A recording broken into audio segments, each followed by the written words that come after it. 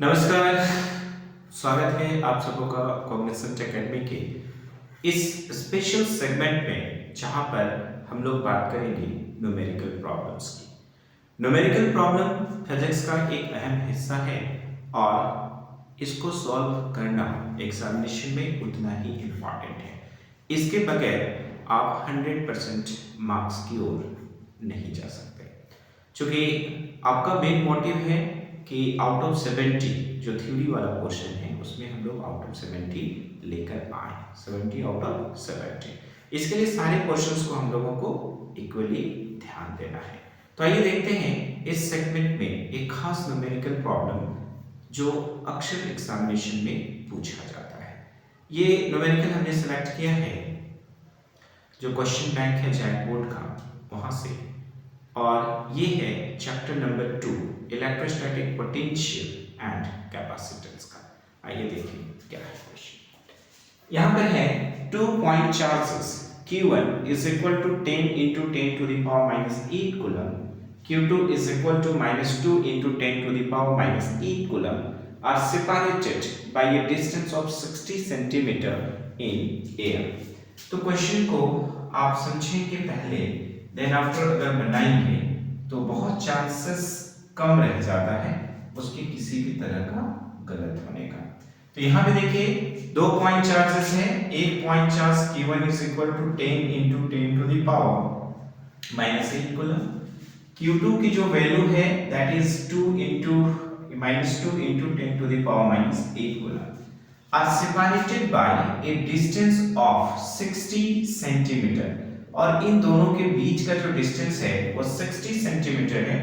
अगर इसी को मीटर में चेंज करेंगे तो 100 से डिवाइड करना होगा, तो यहाँ पर 0.6 मीटर हो जाएगा। मान लिया जाए Q1 A पॉइंट पर है और Q2 जो है वो B पॉइंट पर है, और ये दोनों के दोनों चार्जेस एयर में है, यानी कि यहाँ पे relative permittivity of the medium जो होगा एप्सिलॉन r की वैल्यू जो है वो हम लोगों को 1 लेनी है। अब यहाँ पर देखिए क्वेश्चन क्या है, find at what distance from the first charge Q1 would the electric potential be 0। सवाल ये है कि जो चार्ज Q1 है इससे कितना डिस्टेंस पर, सपोज करिए ये वाले जो डिस्टेंस है x है, जहां पर एक पॉइंट P है और इस P पॉइंट पे इलेक्ट्रिक पोटेंशियल की जो वैल्यू है due to both of these two charges, तो यहाँ पर V का वैल्यू जो है दोनों चार्जेस की वजह से क्या है 0 है। तो ये x जो डिस्टेंस आप देख रहे हो इसकी x का वैल्यू कैलकुलेट करना है फर्स्ट, और दूसरा है also calculate the electrostatic potential energy of the system. ये जो दो चार्जेस का एक सिस्टम है इसका इलेक्ट्रोस्टैटिक पोटेंशियल एनर्जी जो है उसकी वैल्यू कितनी होगी, ये दूसरा क्वेश्चन है। तो बारी बारी से दोनों क्वेश्चंस को देखते हैं। यहां पर देखिए suppose x be the distance where electric potential V is equal to 0। तो सबसे पहले इस P पॉइंट पर है ना Q1 चार्ज की वजह से कितना पोटेंशियल होगा ये हम लोग फाइंड आउट करेंगे। देन आफ्टर इस P पॉइंट पर Q2 चार्ज की वजह से कितना इलेक्ट्रिक पोटेंशियल होगा ये हम लोग देखेंगे। तो यहाँ पे देखिए इलेक्ट्रिक पोटेंशियल कहां पर, तो एट पॉइंट P, किसकी वजह से, तो ड्यू टू चार्ज Q1। इसको हम लोग मान लेते हैं ये वैल्यू जो है वो हम लोगों का कितना है V1 है। तो V1 इज इक्वल टू कितना होगा, तो simple 1/4 pi epsilon naught into Q by R, ये जनरलाइज फार्मूला है।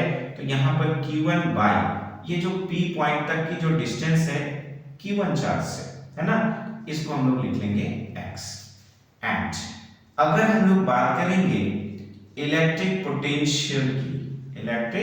पोटेंशियल कहां पर, तो एट पॉइंट P, किसकी वजह से, तो ड्यू टू चार्ज Q2। तो ये V2 इज इक्वल टू कितना हो जाएगा, तो यहां पर देखिए 1/4 pi epsilon not charge Q2 है, और यहां पर देखिए Q2 से P पॉइंट की जो डिस्टेंस है वो कितनी होगी, ये टोटल डिस्टेंस हमारा कितना था 0.6 मीटर, ये वाली डिस्टेंस x है, तो जो रिमेनिंग है वो 0.6 माइनस x हो जाएगा। तो यहां पर हम लोग क्या लिखेंगे 0.6 माइनस एक्स, ठीक है। तो दोनों चार्जेस की वजह से हम लोग P पॉइंट पर इलेक्ट्रिक पोटेंशियल जो है वो सिंपल फाइंड आउट कर लिया। अब जहां तक सवाल है इलेक्ट्रिक पोटेंशियल का, तो इलेक्ट्रिक पोटेंशियल जो है वह आपका एक स्केलर क्वांटिटी है। तो स्केलर क्वांटिटी है तो टोटल चार्ज जो यहाँ पर हम लोग देख रहे हैं, एक चार्ज Q1 है, दूसरा चार्ज Q2 है, इन दोनों चार्जेस की वजह से जो पोटेंशियल है P पॉइंट पर 0 है, दैट मींस कि V1 प्लस V2 की जो वैल्यू है वह एट पॉइंट P जो है वह कितनी होगी, 0 होगी। तो यहाँ पे देखिए एट पॉइंट P अगर हम लोग बात करते हैं एट पॉइंट P, तो ये दो चार्जेस का एक सिस्टम है Q1 और Q2, इसकी वजह से पोटेंशियल V1 है, इसकी वजह से पोटेंशियल V2 है। तो इन दोनों का सम जो है इस P पॉइंट पर कितना होना चाहिए, 0 होना चाहिए। तो P पॉइंट पर V1 plus V2 that should be equal to 0, ये हम लोगों का होना सॉरी। तो यहां पे देखिए V1 plus V2 is equal to जो है, ठीक है, वो कितना होगा, 0।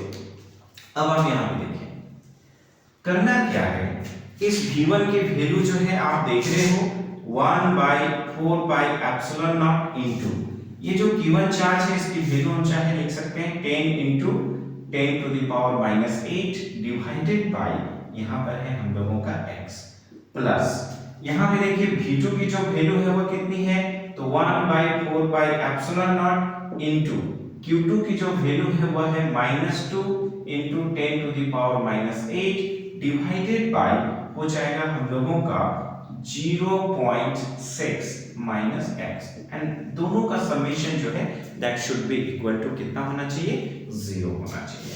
अब यहाँ पे देखिए अगर हम लोग ये वाला पोर्शन को दूसरी तरफ लेके जाएंगे तो नेगेटिव हो जाएगा, तो 1/4 pi epsilon naught into 10 into 10 to the power -8 divided by x is equal to minus यहां पर हो जाएगा 1/4 पाई एप्सिलॉन नॉट इनटू यहां पर है -2 into 10 to the power -8 divided by 0.6 minus x है।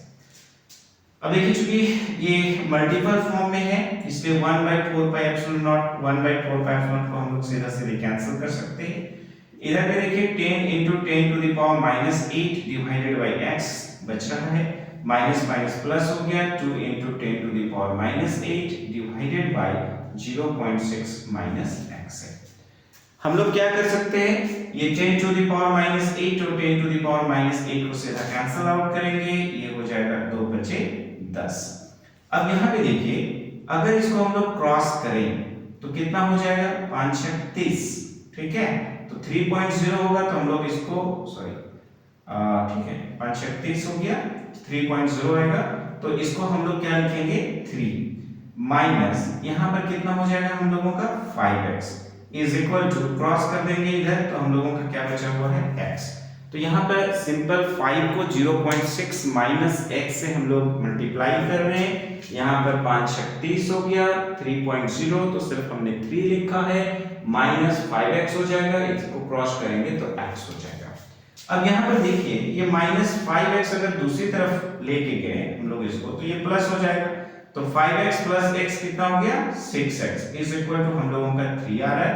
तो इस तरह से x इज इक्वल टू 3/6 यानी कि 1/2 यानी कि 0.5 मीटर, ठीक है, वह डिस्टेंस होगा Q1 चार्ज से जहां पे इलेक्ट्रिक पोटेंशियल V की वैल्यू जो है वो 0 होगी।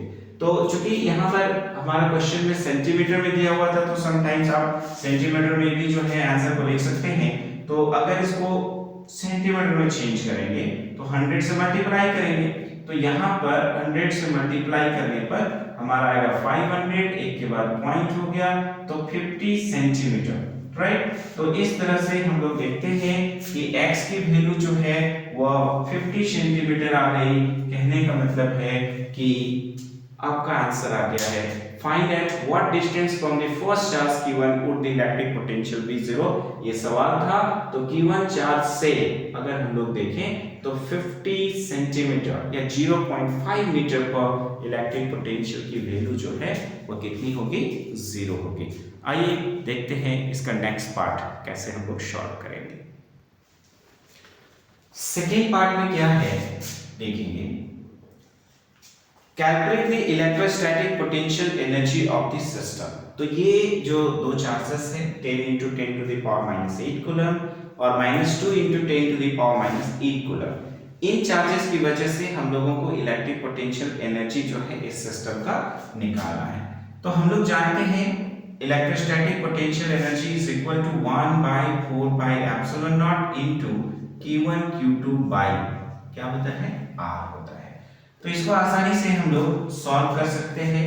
आप सब जानते हो कि 1/4πε0 की जो वैल्यू होती है वह होती है 9 × 10⁹ तो यहाँ पर देखिए 1/4πε0 का वैल्यू कितना हो जाएगा 9 × 10⁹ Q1 की वैल्यू मालूम है 10 × 10⁻⁸, Q2 की वैल्यू जो है वह है हम लोगों का -2 × 10⁻⁸ डिवाइडेड बाय ये हो गया R, और R जो है वह है हम लोगों का 0.6। बस इसको सॉल्व कर देना है, फाइनल आंसर जो है वो हम लोगों के पास होगा। आप यहाँ पे देखिए ये हो गया 9 दूनी 18, ठीक है, और यहाँ पर माइनस लिखेंगे, -18 हो गया इनटू 10⁻। अब यहाँ पे देखिए पावर को कैसे हम लोग सॉल्व करेंगे। यहाँ पे देखिए ये 10 है तो 9 और 1 10 हो गया, है ना, ये हो गया 10।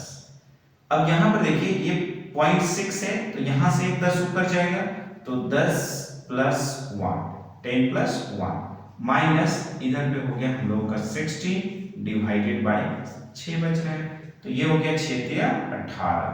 अब देखिए -3 × 10⁻, हम लोग क्या लिखेंगे, तो यहाँ पे देखिए इज इक्वल टू -3 × 10⁻, कितना होगा, यहाँ पर देखिए 11 है और -16 है तो 11 - 16 तो यहाँ पर हो जाएगा हम लोगों का -5।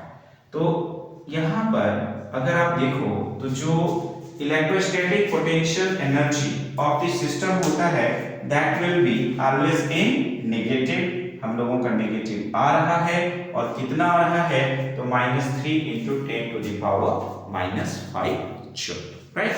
तो एक नए न्यूमेरिकल प्रॉब्लम के साथ जो है हम लोग कुछ देर में फिर से मिलेंगे।